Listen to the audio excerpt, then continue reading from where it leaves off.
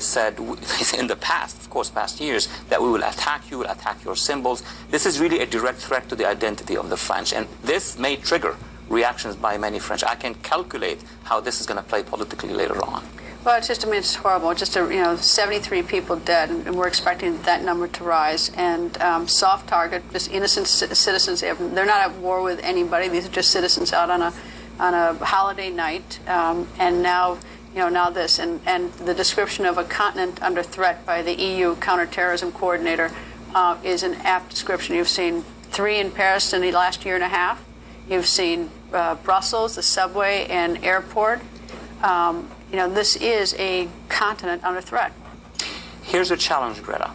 When an attack happens, what do you see? You see a security apparatus deploying. That security apparatus will stop the next attack if it happens then. The problem, can we have that apparatus all the time? Checkpoints, roadblocks, monitoring. But people don't want to live like that. After this in our rearview mirror bit, people forget about it. Yes. I assume, and I'm making the assumption that they now know who owns the truck or wherever it came from.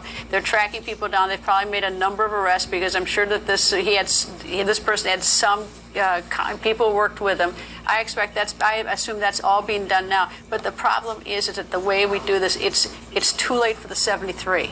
Too late. That's the problem. The 73 and their families tonight, who are in utter grief, are the ones who are frantically trying to find out. They haven't heard from their loved ones. Were their loved ones that, even people who have loved ones in France are thinking, was that person in Nice? Even though, it's like, the amount of destruction and agony and grief.